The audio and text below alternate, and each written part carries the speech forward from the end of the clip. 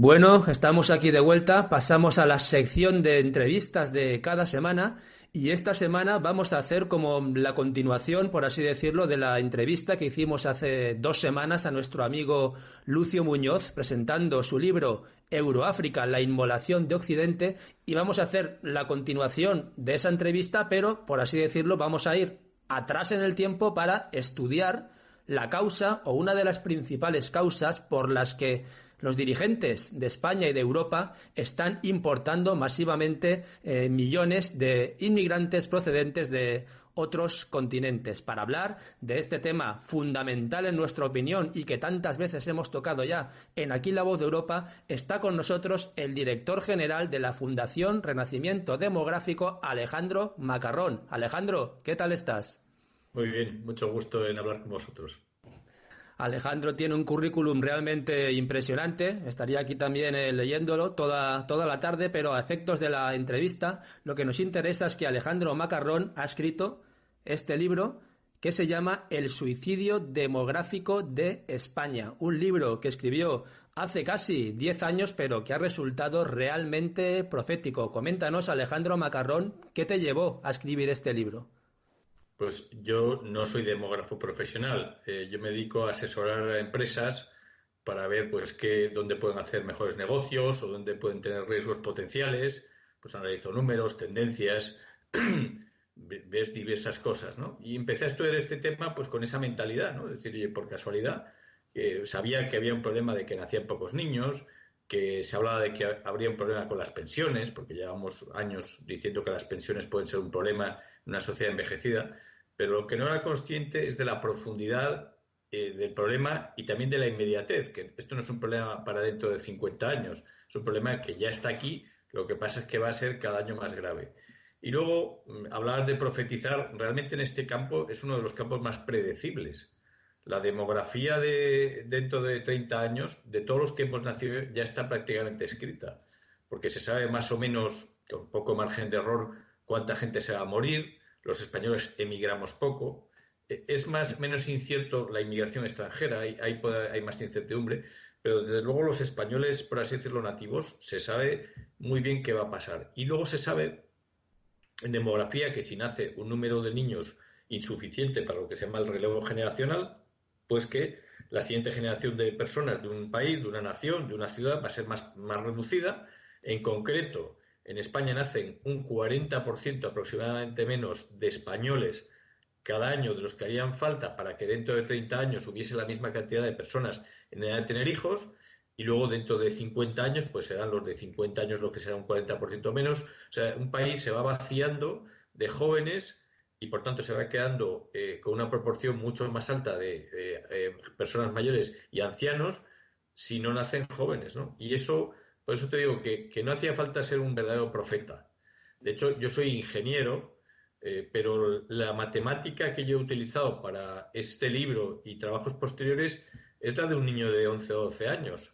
Son proporciones, sumas, restas y multiplicaciones y divisiones. O sea, no tiene ninguna complejidad matemática. Es seguro que si una sociedad no tiene hijos suficientes para el reemplazo de esas generaciones, como tal, está abocada a menguar, a perder población y a envejecer.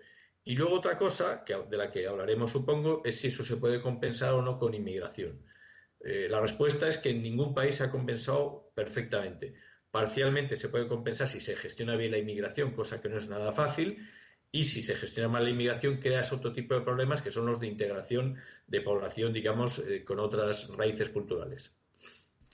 La pregunta del millón, la que a veces se hacen los medios de comunicación es ¿cuáles son las causas de este, ya no declive demográfico, sino socavón demográfico, suicidio demográfico en masa? Y yo creo que podemos hablar casi de limpieza étnica de una población. Algunas veces escuchamos hablar de los motivos económicos, otra gente dice que son motivos culturales. En tu opinión, ¿cuáles serían las causas de este auténtico suicidio demográfico de España?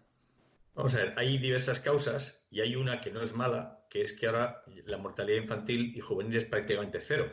Históricamente hacía falta tener muchísimos niños porque se morían más de la mitad. Y por tanto, pues efectivamente las mujeres pues tenían que tener 5 o 6 niños para que las poblaciones no decayesen muy rápidamente. y eso obligaba a un modelo de sociedad que era el tradicional. ¿Qué pasa en los últimos 200 años y sobre todo en los últimos 100, ¿no? Las sociedades se modernizan, cambian completamente, pasamos de sociedades rurales a urbanas, de altísima mortalidad infantil a bajísima, y cambian también una serie de pautas culturales y valores. Eran sociedades muy religiosas, en Occidente en concreto éramos profundamente cristianos, en otras zonas otro tipo de religiosidades, con valores en este tipo de temas bastante compartidos. Todas las sociedades han premiado la fertilidad, la fecundidad, porque sabían que era vida y que sin ella no había futuro, ¿no? Entonces, va cambiando eso, van cayendo los nacimientos. Lo que pasa es que al principio no se nota, porque como cae más la mortalidad, no tiene efecto negativo. Tenemos, de hecho, cuando murió Franco en España, hace 45 años, va a ser 44 años, nacían ya la mitad de niños por mujer que la tasa histórica. Lo que pasa es que la mortalidad infantil había caído mucho más, y como había caído mucho más, teníamos los crecimientos naturales de población más fuertes de nuestra historia. Se llama crecimiento natural la diferencia entre nacimientos y muertes, o sea, si tener en cuenta gente que migra y gente que inmigra, ¿no? Entonces, el problema es que a partir de ahí siguió cayendo, hubo un cambio en concreto en España, los últimos cambios de valores de los últimos 40 50 años, que en algunas cosas pues yo creo que son muy positivos y todos posiblemente nos identificamos con ellos, como la igualdad legal entre hombre y la mujer y una serie de cosas así. Bueno, pues también en ese paquete de cambios vinieron unos cambios que la familia se pasó a considerar una cosa, la familia tradicional con padre, madre y varios niños, una cosa obsoleta, opcional. Antes, en los valores de una sociedad, vamos a ver, un joven se tenía que casar y tener hijos era lo normal. Había gente que no, pero la inmensa mayoría de la gente optaba por ese modelo. Ahora vivimos una sociedad que eso da absolutamente igual. Tú ves a un joven de hoy día, bueno, ya veremos si me caso, ya veremos si tengo hijos.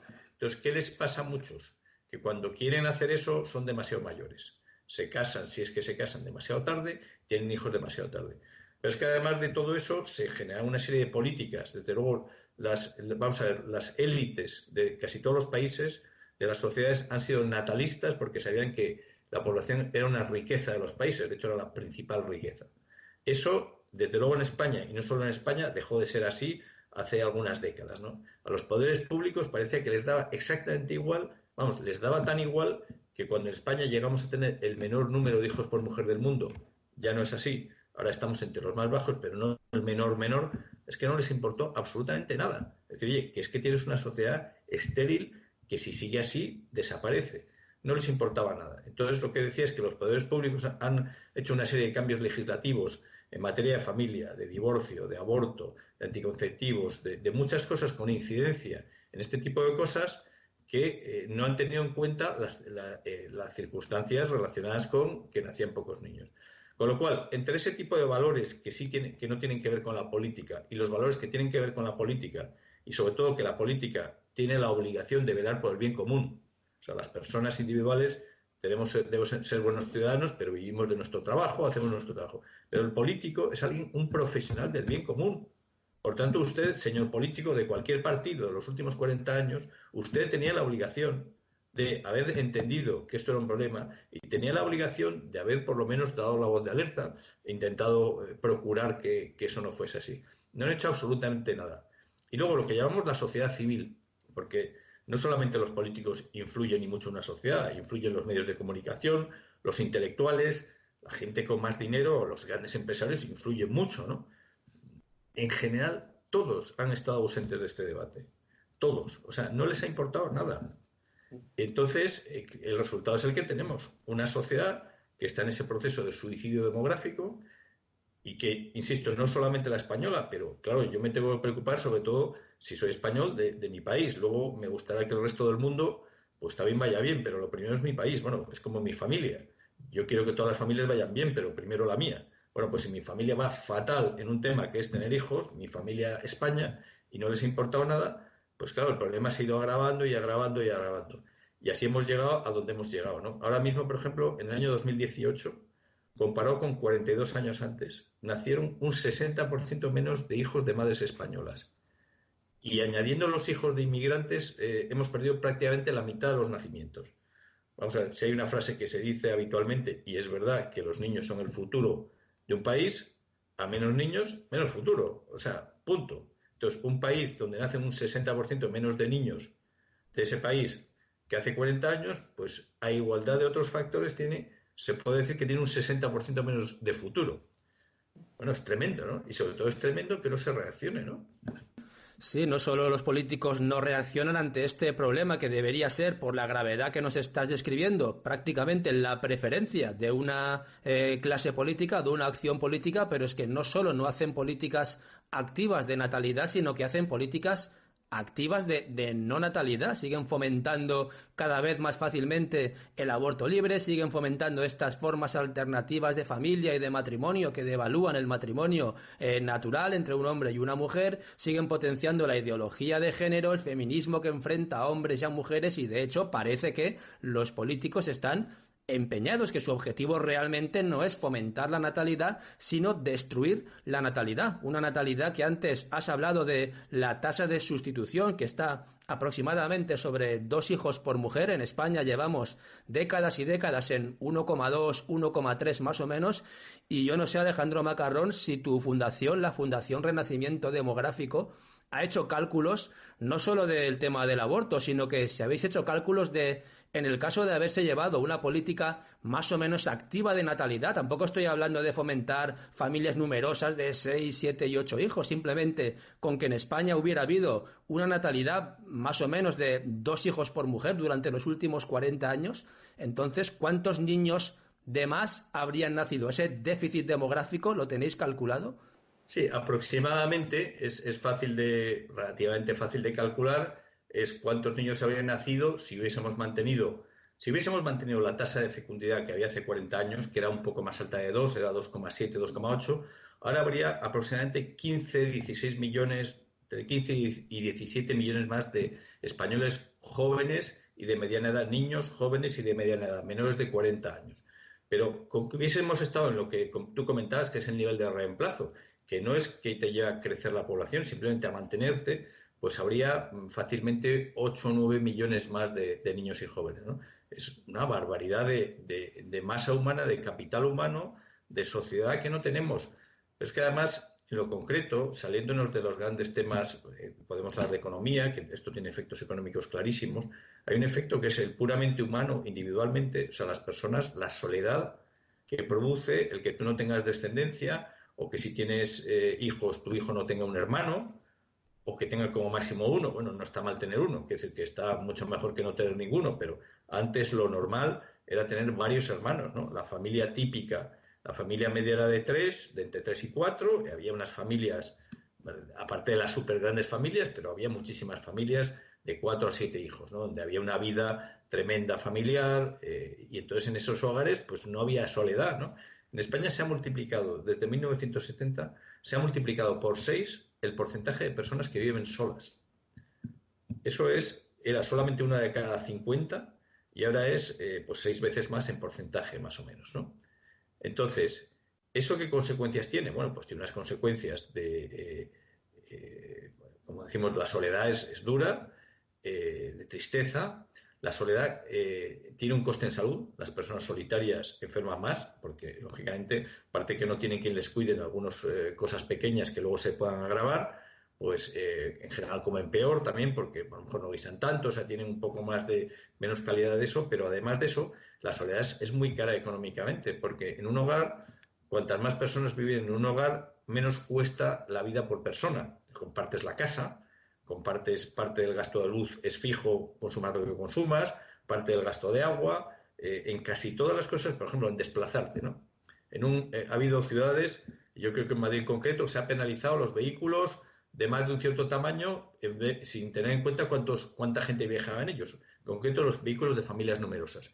Un coche típico hoy día pesa a lo mejor de 800 kilos a 1 tonelada y la persona pesa 50, 60, 70 kilos. Si tú metes 5 personas, el gasto en gasolina adicional por cada persona además que metes es muy poquito. Entonces, si tú en un coche llevas 2 personas en vez de una, gastas casi la mitad de gasolina por persona por desplazamiento. Entonces, el vivir en más gente en los hogares, que eso se debe. ¿Por qué vive tan poca gente en los hogares? Por una parte, porque se tiene muy pocos niños y por otra parte, porque ha habido una desestructuración familiar, una cantidad tremenda de personas que no se casan o que se separan, entonces al final da lugar a ese tipo de hogares con muy poca gente. Bueno, pues esa tontería, que parece una tontería, nos cuesta muchísimo nivel de vida a los españoles, porque necesitamos hogares que antes no necesitábamos. En concreto España, yo he calculado que necesita aproximadamente 6 millones más de casas que las que habría necesitado hace 50 años. Vivían 4 personas por hogar. Ahora viven un poco más de la mitad. Por tanto, necesitamos muchas más casas para vivir, entre comillas, igual. Bueno, eso cuesta un dinero que no nos aporta nivel de vida. Es decir, hay que gastar más. Es como si, un ejemplo que suelo poner es, si en el norte de Suecia hace mucho más frío que en España y tienen que gastar más en calefacción, aunque su renta per cápita sea más alta, una parte de esa renta per cápita más alta la tienen que gastar en algo que nosotros no necesitamos. Entonces, cuando comparamos realmente el nivel de vida, pues eso habría que descontarlo, ¿no? La parte que te gastas en calefacción que aquí no necesitamos contarlo. Bueno, pues ahora España se tiene que gastar mucho más dinero, los españoles, en media, en vivir y en consumir y en luz y en todo, porque vivimos en muchos más hogares que los que habríamos vivido sin ese tipo de falta de niños y de desestructuración familiar. Vas sumando efectos y te quedas impresionado de la cantidad de efectos secundarios que tiene este tema, lo cual abunda más en la denuncia que estábamos haciendo desde el principio. Cómo la sociedad no ha reaccionado, la sociedad, lo que llamamos civil, y la sociedad política. No se entiende. Has comentado que el déficit demográfico es como mínimo de 9 millones de personas, que es una auténtica barbaridad y que es más o menos coincide de una forma bastante exacta y asombrosa con el número de inmigrantes que hay en este momento en España. Me refiero al número real y no al número falso que nos dan oficialmente. Nos venden, Alejandro Macarrón, nos venden como solución a este problema, que no solo es de España, sino de toda Europa, de esta implosión demográfica, nos venden como la solución el importar inmigrantes de territorios como el África negra, el mundo musulmán, donde ocurre lo contrario, donde hay una explosión demográfica. Quieren básicamente sustituirnos por esta población extranjera y nos lo explican como que será pues un proceso sin ningún tipo de problema y que será básicamente positivo. ¿Vosotros en vuestra fundación también creéis que esta inmigración masiva, como nos venden, puede ser la solución a este fenómeno o realmente provocará más problemas de los que pretende resolver? Vamos a ver, aquí hay varios problemas. Hay un problema fundamental para que la inmigración que viene, hay dos problemas para que sea una solución completa en lo económico. Nunca lo puede ser en lo afectivo, porque lo que habíamos hablado de soledad, tú del extranjero puedes importar mercancías, puedes traer personas, pero no puedes importar parientes, ¿no? Yo si estoy muy solo de viejo, porque no he tenido hijos, bueno, voy a importar un hijo, como en África sobra gente, pues voy a traerme ese, o sea, no todo es económico. Parece que vivimos una sociedad que está obsesionada por la economía, que es muy importante, y por supuesto a todos nos gusta vivir bien y hay que hacerlo. Pero la inmigración hay un problema que no te resuelve ni de lejos, que es el problema de la soledad, que es muy, muy grave, muy doloroso y, como hemos visto, muy costoso. Pero luego hay otro problema, hay otros dos problemas más con la inmigración, al menos. Uno es que son personas, vienen de países más pobres, menos desarrollados, con menor nivel cultural, y ellos tienen menor nivel educativo. Es decir, no vienen ingenieros de Harvard masivamente en pateras, pobrecitos. O sea, digo, yo no me meto con el inmigrante, pobre persona, o sea, viene escapando de un país mucho más pobre y, por tanto, no te puedes sustituir eso con un español que habría nacido aquí, que lo habríamos formado en nuestros colegios, en nuestras universidades, y habría sido una persona cualificada. Es una persona que generalmente no sabe el idioma, que tiene muchas veces otras costumbres muy distintas, o sea que tú no puedes encajar un ser humano con otro inmediatamente. Bueno, a lo mejor después de 15 años se ha adaptado bastante, o de 10, pero bueno, esos 10 o 15 años cuestan dinero, o sea, el coste de adaptación no es trivial. Y luego hay otro problema que se llama estado de bienestar. El estado de bienestar es uno de los inventos mejores de la historia de la humanidad, que es, vamos a hacer un mecanismo de solidaridad entre todos para que nadie pase pobreza extrema, para que nadie pase miseria extrema. Garantizar la escolarización, garantizar que si tienes un cáncer, no, como dicen, pasa en Estados Unidos, no te quedes arruinado si no tienes recursos. Eso está muy bien. El problema del estado de bienestar que tenemos en España es que cuando lo que te hace es que te permite vivir sin trabajar estructuralmente, que eso está pasando no solo con inmigrantes, sino también con españoles. Si eres una persona de clase baja, clase media baja, que a lo mejor no necesitas un nivel de vida tremendo porque estás acostumbrado, vives en un pueblo, pues tú puedes perfectamente vivir del estado de bienestar. ¿Y qué problema tiene eso? Pues que como en el mundo hay una cantidad inmensa de personas que viven mucho peor que en España, te va a atraer, eso nos está pasando en todo Occidente. Es decir, el estado de bienestar moderno y la inmigración son muy difícilmente compatibles. Porque, claro, genera un atractivo. El inmigrante clásico que iba a Estados Unidos, los españoles que iban a Venezuela, a Cuba, a Puerto Rico, de toda la vida, solamente tenía un plan A, que era ir a trabajar. Y si no tenía sustento allí, se tenía que ir a otro lado. No podía, no tenía una red de seguridad. ¿Qué pasa con el inmigrante que viene a Europa? Pues que tiene un plan A, va a trabajar, piensa que aquí a lo mejor puede triunfar, etcétera, pero sabe que tiene un plan B estupendo, que es que si no encuentro trabajo, me dan dinero. Y si me quedo en paro, lo mismo. Entonces, ese modelo es perverso, no puede funcionar bien la inmigración, no puede funcionar bien el modelo si tenemos ese estado de bienestar que genera a cualquiera que viene inmediatamente unos derechos económicos sin haber contribuido a ellos. Es imposible, o sea, no es culpa de los inmigrantes. Y luego, por supuesto, tenemos problemas de integración en algunas comunidades, eso lo sabemos todos, ¿no? Temas de yihadismo y tal. Con lo cual, la inmigración solamente puede ser una solución, primero parcial, porque vas a poder traer gente de nivel cualificado bajo, que hace falta, o sea, hace falta gente en puestos del campo, hay personas que vienen muy bien para cuidar a las familias, hay una serie de puestos que vienen perfecto. Pero el problema es que no puedes cubrir los puestos cualificados que en la sociedad moderna son importantísimos porque generan mucha más riqueza y productividad. Luego tenemos el problema que decíamos de que atraemos demasiada inmigración. Y luego, en concreto, si nos vamos a lo real, ¿qué pasa en España ahora mismo? En España ahora mismo, desde la crisis, tenemos unas tasas de paro altísimas. Comparados con Europa, somos el enfermo de Europa. A la par de Grecia, pero Grecia es un enfermísimo, ¿no? Pero es que Italia tiene menos paro que nosotros, que es un país que no es de los más potentes. Portugal, pero es que te comparas con Francia, también tiene un poco más de paro que Alemania. Pero tenemos unas tasas de paro altísimas de los españoles y unas tasas de paro enormes de los inmigrantes. ¿Y eso por qué es? Porque vinieron muchísimos durante la expansión económica que llamamos burbuja inmobiliaria, que por definición era una cosa, lo que estábamos haciendo era construir las casas que íbamos a necesitar en los próximos 30 años. Una vez que están construidos todos, se queda en el paro muchísima gente. Entonces, en el pasado, esos inmigrantes se habrían vuelto a su país o se habrían ido a un tercer país.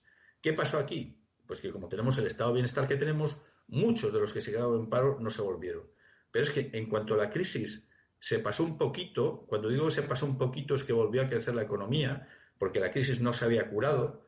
Ahora mismo la crisis pasada no la hemos superado todavía, porque tenemos un nivel de deuda enorme que se contrajo para que la crisis no fuese dramática. El Estado, la sociedad española se endeudó masivamente a través de sus administraciones públicas. Si no, habría sido verdaderamente dramática. Para que la gente lo entienda, tenemos 600.000 millones de euros más de deuda pública que antes de la crisis. Sin esos 600.000 millones, que no todos se han gastado bien, algunos se han gastado mal, pero otros es que había que tapar agujeros y si no nos hundíamos del todo. Bueno, pues esas son las heridas de la crisis y esas tasas de paro. Bien, estaba diciendo que los inmigrantes que vinieron antes de la crisis, como no se fueron, pues nos quedamos con un gasto en cobertura de ellos pues muy alto, ¿no? Hicieron muy bien en no irse, o sea, no es culpa de ellos, o sea, ellos hacen muy bien, vale. Seguimos. Empieza el año 2015, empieza ya, llevamos 2 años de crecimiento económico más o menos. A partir de la mitad de 2015 vuelve a venir inmigración neta extranjera. O sea, viene más gente de la que se va.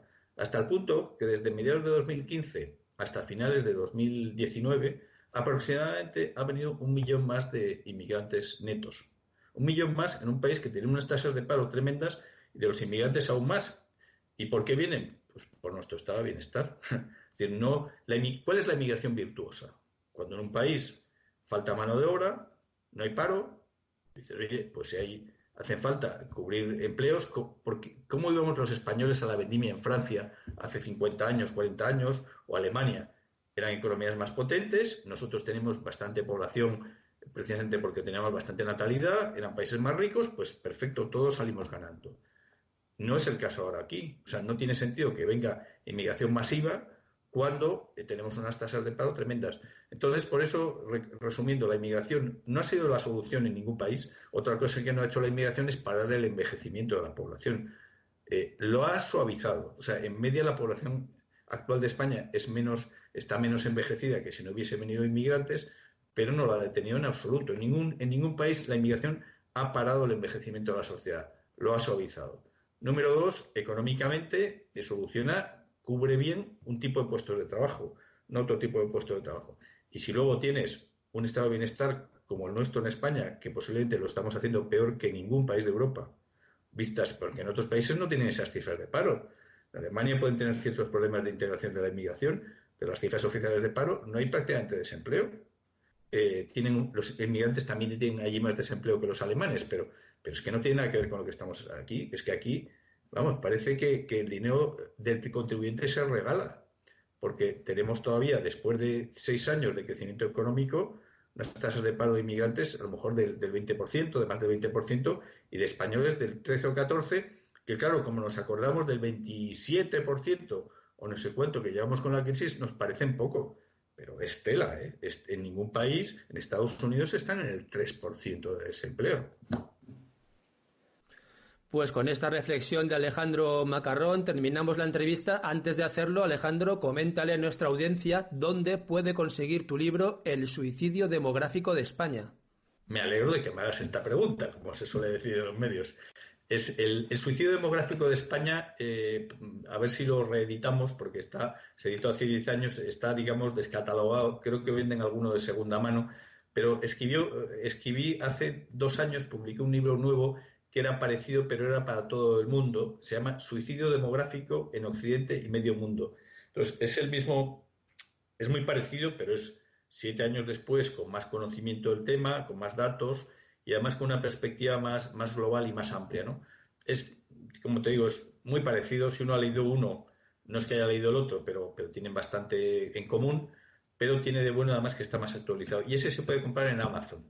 En Amazon, vamos, en Internet, lo compras. Es un libro que se edita, se imprime bajo demanda y también está disponible en inglés. Se llama Suicidio demográfico en Occidente y Medio Mundo por Alejandro Macarrón Larumbe en Amazon. Y muchas gracias por la cuña publicitaria. Pues hecha esta publicidad de este libro, que es de lectura imprescindible y obligatoria, despedimos a nuestro invitado Alejandro Macarrón de la Fundación Renacimiento Demográfico, con el que seguro seguiremos en contacto, porque este tema es el problema al que España se va a enfrentar en este siglo XXI, un problema básico ya de supervivencia. Así que nada más, Alejandro Macarrón, muchas gracias y hasta la próxima. Muchas gracias a vosotros.